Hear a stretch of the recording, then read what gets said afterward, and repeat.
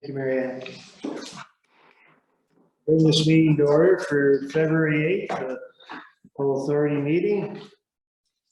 So our normal announcement, board members, staff, guests, and members of the public are reminded that the full authority board meeting is being recorded and will be posted on the authority's website along with the official written minutes. As such, comments and opinions expressed may be published, and any comments expressed by individual board members, guests, and the general public are their own and do not represent the opinions or comments of the full authority or the Kettle Creek Conservation Authority Board of Directors.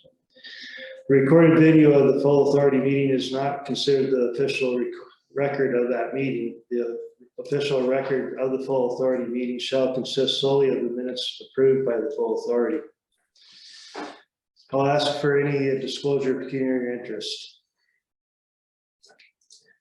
Seeing none, I'm going to ask, staff have asked that we go into closed session first, so I need a motion to go into closed session. Oh, you want to do record? I would just like to do a roll call because we do have some members joining virtually this morning. Yeah. Lori Baldwin-Sands. Present. Frank Burrs. Present. Jim Herbert.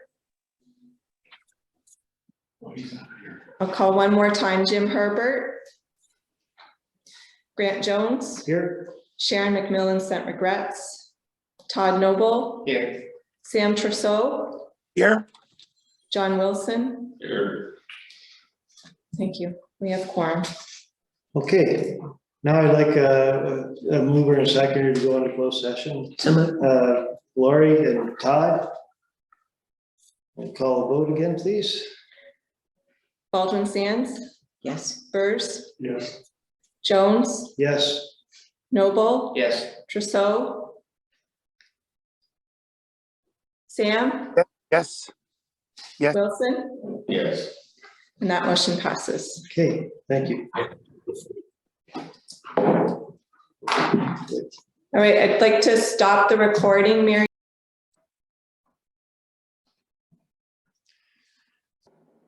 Okay, welcome back. We're coming out of closed, and I believe we have two recommendations come out of closed. Yeah, so if we can have approval on the closed session minutes from January 18th, 2023. Have a mover and seconder, Todd and Frank. Any further discussion? Call the vote. Baldwin-Sands. Yes. Burrs. Yes. Jones. Yes.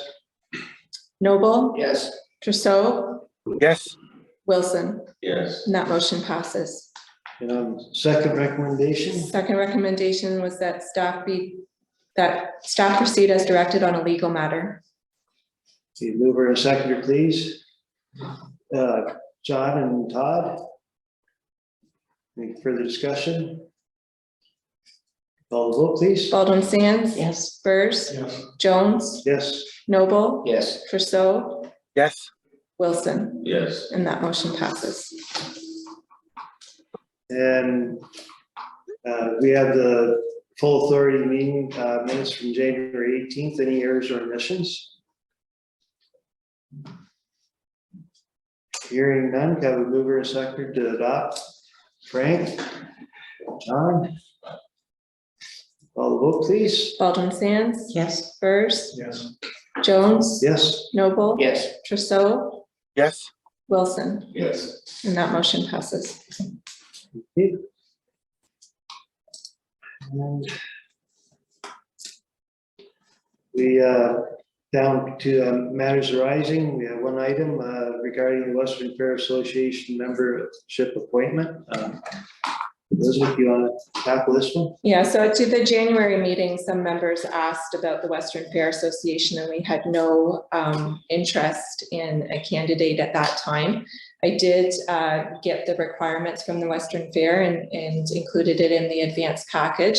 Originally, Sharon had put her name forward to me as someone that was interested. She declined this morning through email. She just feels that she has too many other commitments. So if there's any other board member that would be interested in doing that, we can entertain that. Go ahead, Sam. Yeah. I've indicated my preference earlier not to do this because I think it would be more appropriate to have somebody who's not from London do it. However, I also think it's important that you have somebody from the board to do it. So I would say keep looking for someone else, and if need be, I'd be willing to do it, and it might be easier for me because I'm starting from London. So just I don't want to be I really want to defer to somebody from your area, but if need be, I'll do it. So I'll just leave it there. Okay, thanks, Sam. Lori, do you have a comment? I would be willing to do it. There, you're off the hook, Sam. I could have saved the speech. Councillor, or not Councillor Sands, Lori Sands, Alden Sands has put her name forward. Any issues with that? No. No, I'm not going to. Congratulations. So I guess we need a, So can I have a motion? So the one on the screen would be edited that Lori Baldwin Sands be named as Kettle Creek Conservation Authority's representative on the Western Fair Association. mover and seconder, please. Frank and John. Further discussion? All in favor? Motion carries. Well, I guess we. Sam, have to call the were vote. Sam, were you in favor of that? Yes, I did raise my hand. I don't know if it came through, but yes, very much so. And when you're in London, why don't you send me a note and maybe we could have a coffee or something. Oh, there you go. There you go.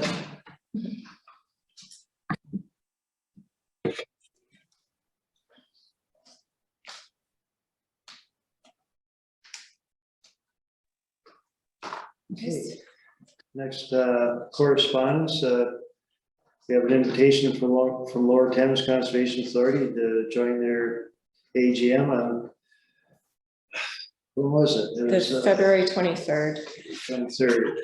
So it's for the information of members. If any members are interested, you can let me know. I can RSVP or you can RSVP directly.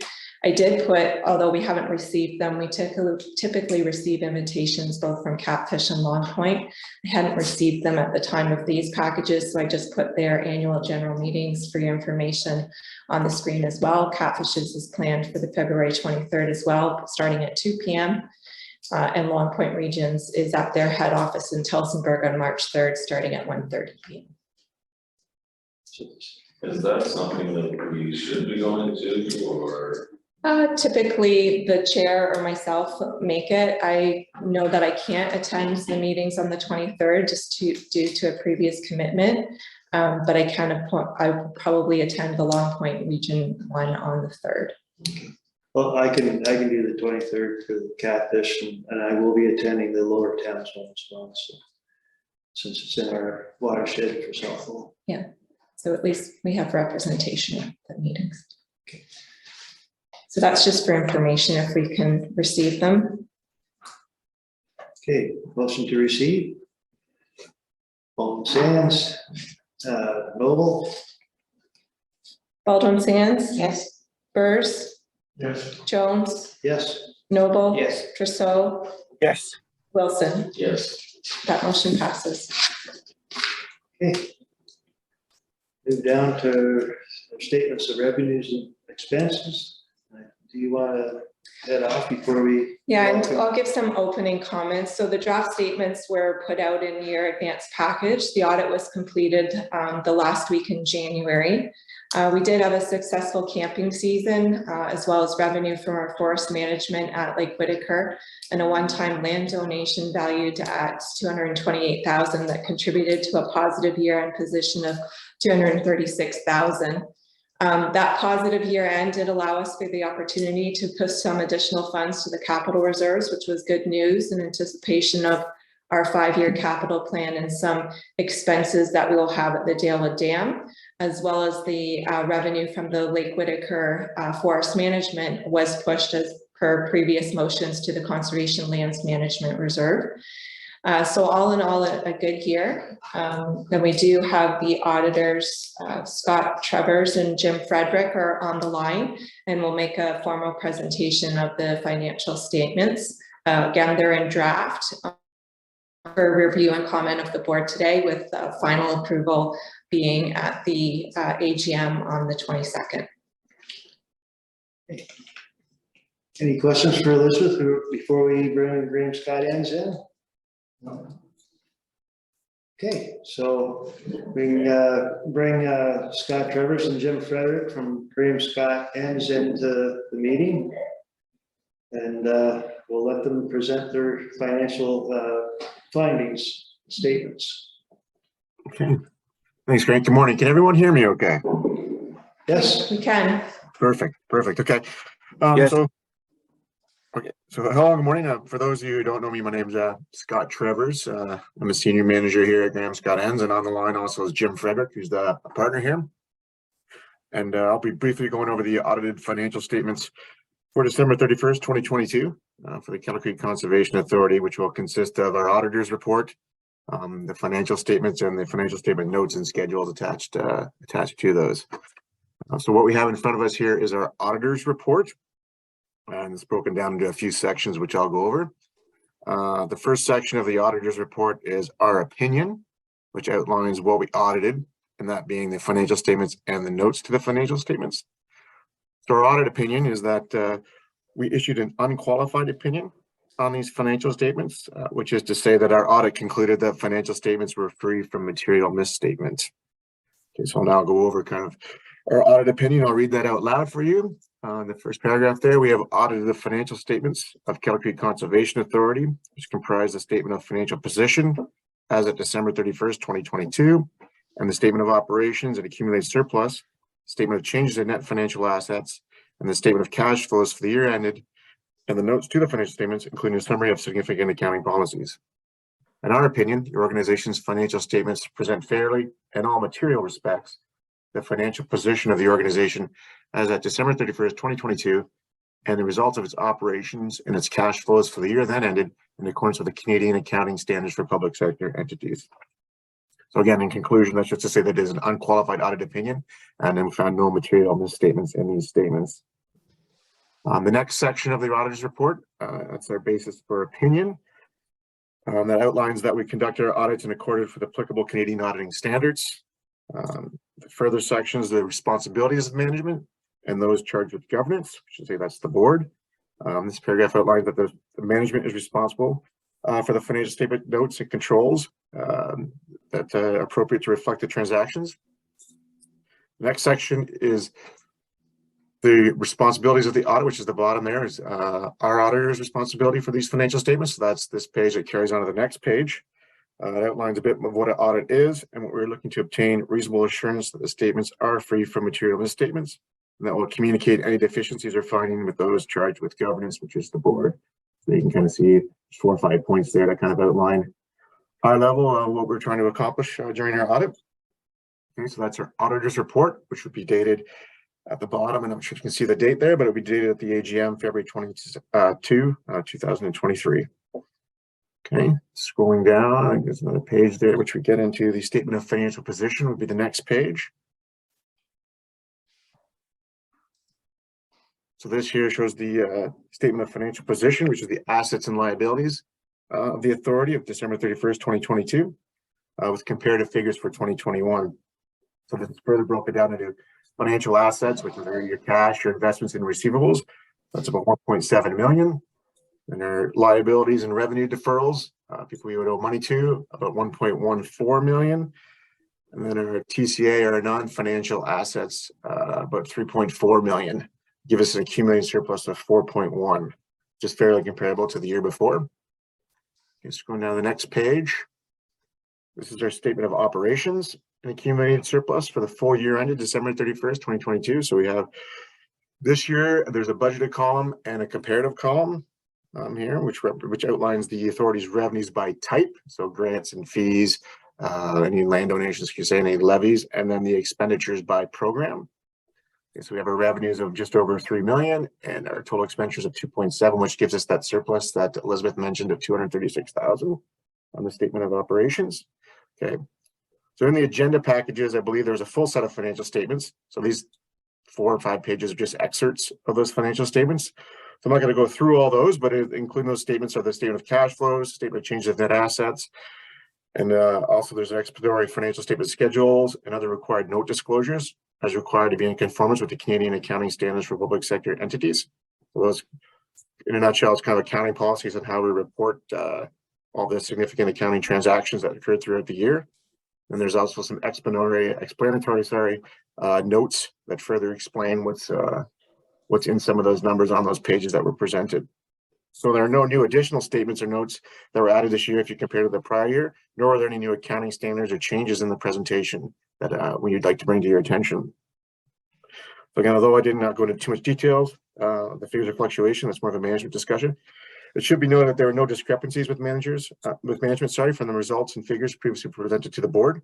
So let's say we didn't have any issues with any of the entries that were made. So these statements obviously were provided to the board, so they had a previous opportunity to review these before this meeting. So that's the presentation of the audited financial statements for December 31st, 2022. And I believe in the audit pack or that board package, there is also an audit findings letter. So that is required communication to those charged with governance where we report the results of the audit. So it summarizes things like disagreements with management, issues with controls, and significant estimates that were made in the statements, or any risks that arose during the audit. So just to quickly summarize that, there'd be no significant issues that we consider that we need to report to the board during our audit. So it's kind of like a clean slate there that we'd like to report to the board. So I think we asked that the board chair sign that findings letter, kind of communicate that back to us. So that's what I have as my presentation. I know it's riveting. So if there's any questions or concerns or anything, if anybody wants to add some comments, we're open to that now. Thank you, Scott. Open the floor up to questions to Scott. Frank, go ahead. The finances are on a cash basis, is that correct, like municipalities? No, it's an accrual basis. Okay, it is an accrual basis, which is different. The other thing I saw in a letter, KPMG, where Kettle Creek is a registered charity. That is correct. Yep. So they have a charity filing. Yep. Is that the same with all conservation authorities, or are they all different? I can't comment on that. No, I'm Okay, not you can't sure. comment on it. No. It was just an interesting point. Okay. Any other questions for Scott? Not seeing any further questions, Scott. So we have a recommendation before us. Elizabeth? Yeah, that the report on the draft audited financial statements be received and that the audit planning and finding letters be executed. And just a reminder to the board members that you'll actually be asked to approve the financial statements at the February 22nd AGM. So I need a mover and a second, please. Frank and Scott, or Todd, sorry, Todd. Okay. Any further discussion? Motion carries. I do have to I'm do, sorry. sorry, I have to do the call. Baldwin Sands. Yes. Burrs. Yes. Jones. Yes. Todd Noble. Yes. Trousseau. Sam. Sam. Sam, are you there? You're muted. Yeah, can't talk to him. Or can he, can't talk to us, but he can hear us. What does that say? Sam's left the building. It was tough. Sam, I'll give you one more opportunity. John Wilson. Yes. I need Sam. Sam. Sam, can you unmute?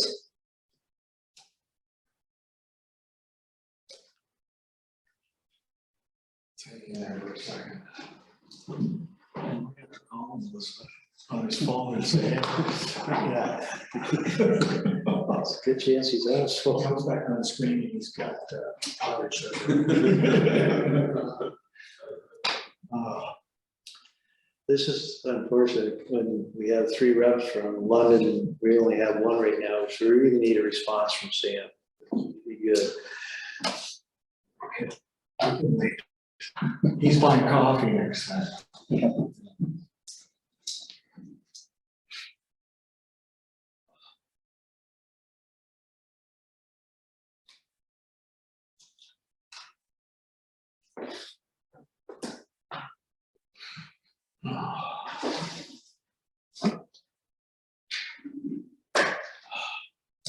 Sam.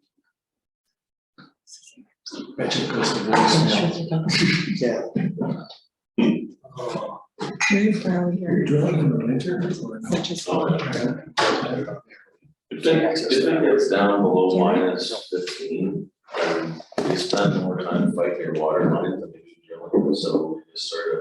So you're doing all kinds of drilling, even at here, you'll do that? Or is it just No. well? It's water wells mostly, but we have done like construction pylon, that sort of stuff too. But it's. Yes, we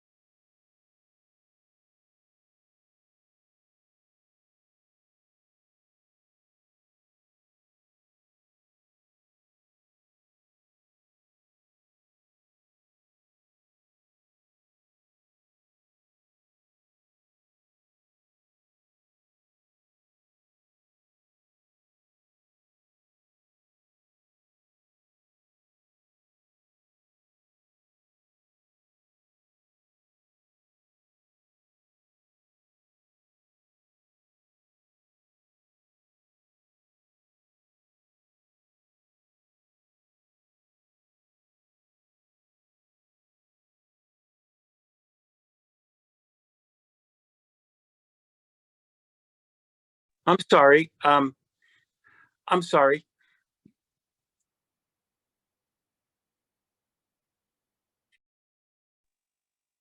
I am unmuted, I hope.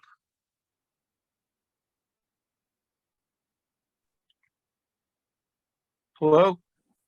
Hi, Sam. Sorry, I muted us while we figured it out. Okay. Thank you. So I do need you for quorum. So if you can stay unmuted just until we're done the meeting, that would be great. I will stay unmuted then. I'm very sorry. I'm very sorry. Sorry for holding that up. Okay, thank you.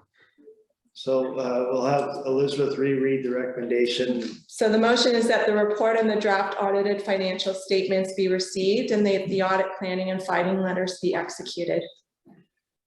We had a mover and seconder already recorded, or do you want to redo that? Did you get it, Joe? I have Frank and Todd. Frank and Todd. Okay, Okay. so Baldwin Sands? Yes. Burrs? Yes. Jones? Yes. Noble? Yes. Trousseau? Yes, And Wilson? Yes. And that motion passes. Okay. Thanks, Scott and Jim. Appreciate the help. You're very welcome. Take care, everyone. Take care.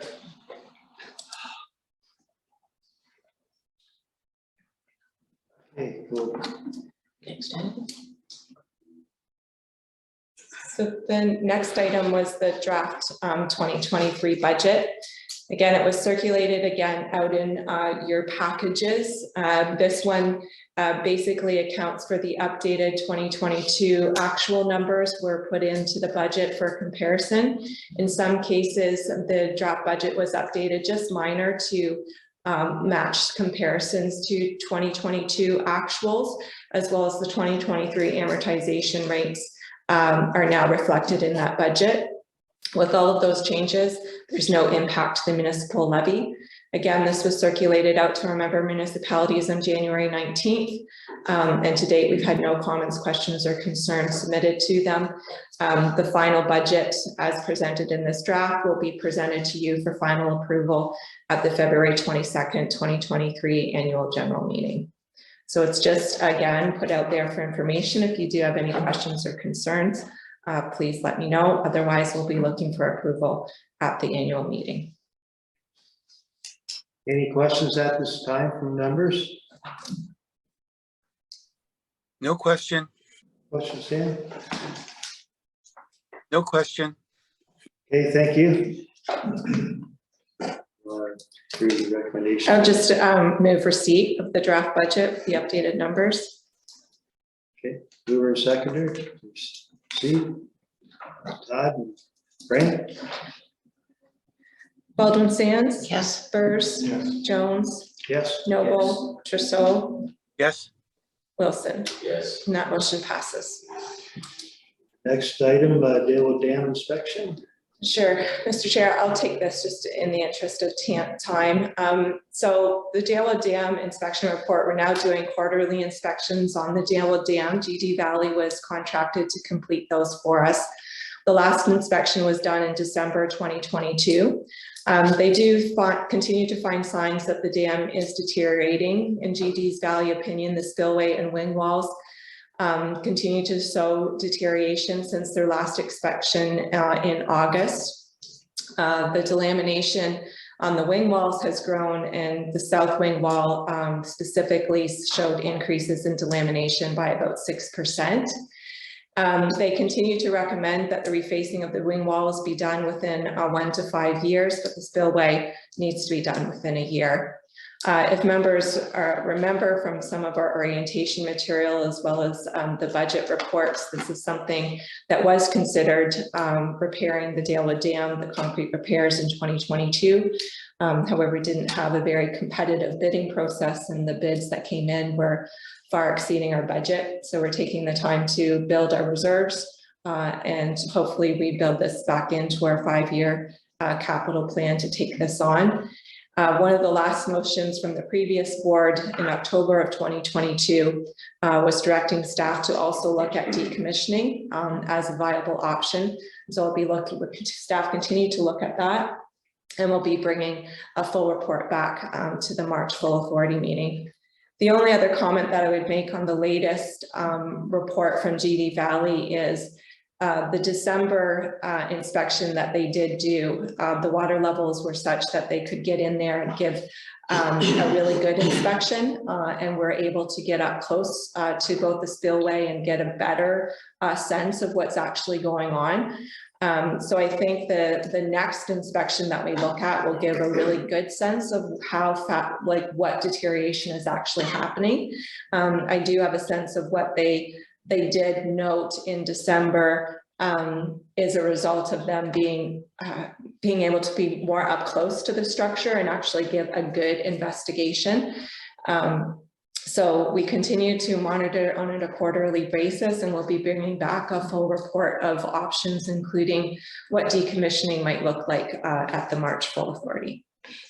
So just a question Go ahead. for you, Mr. Chair. Is this an all or nothing thing? Like you go in and you remediate the whole dam, or you take it out? Is that how it goes? You can't do partial remediation for budget reasons? So we did look at, we can space it out. So we did look at the spillway can be done as a separate project. And basically you're not replacing the spillway, you're just going in there and fixing up the deterioration spots. So that was estimated, I believe Jen can correct me, but about 300,000 just to do that. To do the full repairs, you're looking at 500,000. When staff look at it, there's the, not the escalation, the mobilization costs are significant. So if you're mobilizing to do part of that, to just do the spillway, Okay. and then 5 years from now, you look to mobilize to do the wing walls, you're doubling those mobilization costs. So it's the pre-prep to do repairs is the big expense. You're going into it all. It's significant, yeah. Okay. Go ahead. Through the chair, the questions, like we have had a few things with Mile High Council where in the last couple of years, the price that we expected to get on a bids have been just through the roof. So I'm the municipality, I understand that we have to do certain tender procedures, whatever. I guess I'm just wondering what the tender procedures are, and can you specifically go looking for people and ask for bids? Because apparently municipalities aren't allowed to, you gotta put it on the bid website and walk away. Yeah. Well, if there's people that don't know that you're bidding for it, then how are you supposed to get more prices? So I'm assuming because if we're a charity, then it's a different sort of bidding process, but I don't know that. But Mr. Chair, I wouldn't say it's entirely a different bid process than the transparent bidding that the municipality would do. We typically do a bid of this scale. We would circulate on Badingo and some of those other contracting sites, but we would also share it with contractors or people that we know do this business or have done it for other CAs as well. So we do target the bids in terms of circulating, let people, certain contractors know that we're looking, as well as share it publicly. I think the one thing that we found with this one is when we released it in 2022, we didn't actually release it until April.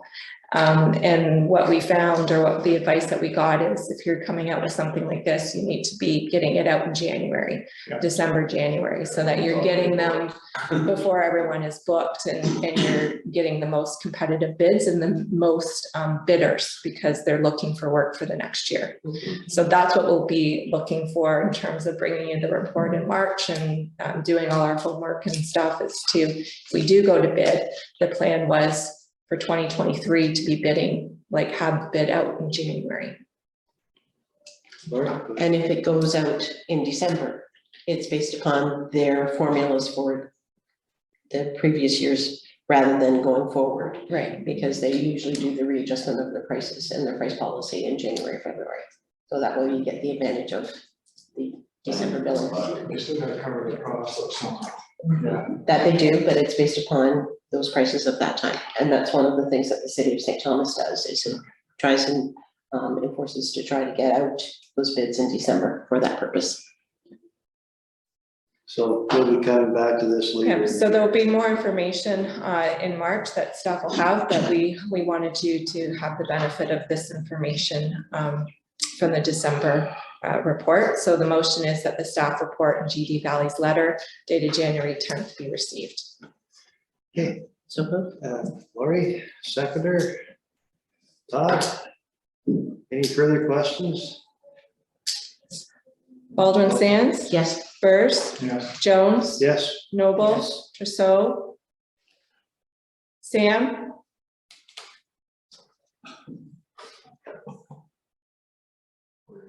There he is. Oh, he's muted. Sam, I can see, He's waving. let the record show that I see Sam waving, and John Wilson, Yes. and the motion passes. Thank you. We'll move down to our next item regarding homelessness and encampment safety. Joe, it's yours. Thank you, Mr. Chair. In recognition of the time constraint, I have nothing further to present beyond what was in the advanced package. Ultimately, we're starting to see some increase of this activity on our own lands. Staff have taken some recent workshops offered by Ontario Parks Association, and the work procedure that's before you in the advanced package was based on a template created by Conservation Ontario Regulatory Compliance Committee, as well as lessons learned from that workshop. So unless there's questions, we are looking for the board to approve the safe work procedure and homeless encampment as presented. Question. Go ahead, Frank. Through you, Chair, too. Are we seeing this in the conservation authority? Is this preventative measure? We've started seeing some experiences recently.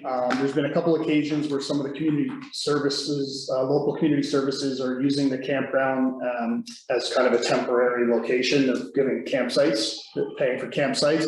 But it was more recently that we had an individual camping on our conservation area property that resulted in staff having to do a cleanup. Gotcha. I think the biggest thing is we just want this to be awareness for the staff involved, so they're aware of the risks. Ultimately, there are clauses in there that if staff are of the opinion that it's too big for us, or if it's unsafe for us, then there's the measures that we would go to outsource that. But this gives us a procedure to follow when it's known, and it gives us designated staff that'll have more custom training to deal with the risks with cleaning up the site. It's certainly not to the scale of what our member municipalities are dealing with, but we're starting to see it kind of spread out into further up the creek and into our areas. Any other questions or concerns? Todd? It's for you, Joe, is there costs associated if we can't do it ourselves? There would be, yeah, we'd have to source an outsource company to do the cleanup for us. In that situation, we would more than likely just quarantine the area off so it's safe to the public or not accessible, and we would bring all that information to the board before assuming a cost. Okay. Any other questions? Todd, we have a recommendation. That the KCCA staff work procedure for homelessness and encampment safety be approved as presented. Mover and seconder, please, Frank and John. Baldwin Sands, Yes. Burrs, Yes. Jones, Yes. Noble, Yes. Trousseau. Sam, can you wave if you're, Looks like it's frozen. No, he doesn't seem the way we need. We have connection problems. Sam, can you wave or acknowledge? It's froze. It's not moving. Yeah, okay.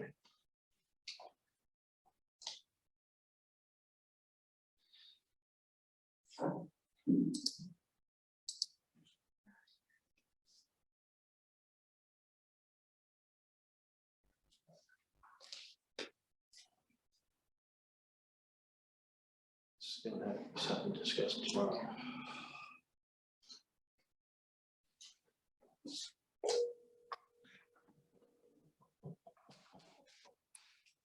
I just sent you an email indicating I'm voting yes, and I lost my picture. Let the record show that Sam voted yes, Yes. and the motion passes. Okay, we'll Okay. move down to our last report, new business, planning regulations report. Go ahead, Joe. Thank you, Mr. Chair. This is just a monthly summary of planning applications supported by staff as well as permits issued at the staff level since the last meeting. We're just looking for a motion to receive. Concerns there, questions? Now, mover and seconder, please. Todd and John. Baldwin Sands. Yes. Burrs, Yes. Jones. Yes. Noble. Yes. Wilson, Yes. and Trousseau has emailed that he's voting yes. Motion carries. We've already dealt with closed sessions, so come to the end of the program. So if we have an upcoming meeting,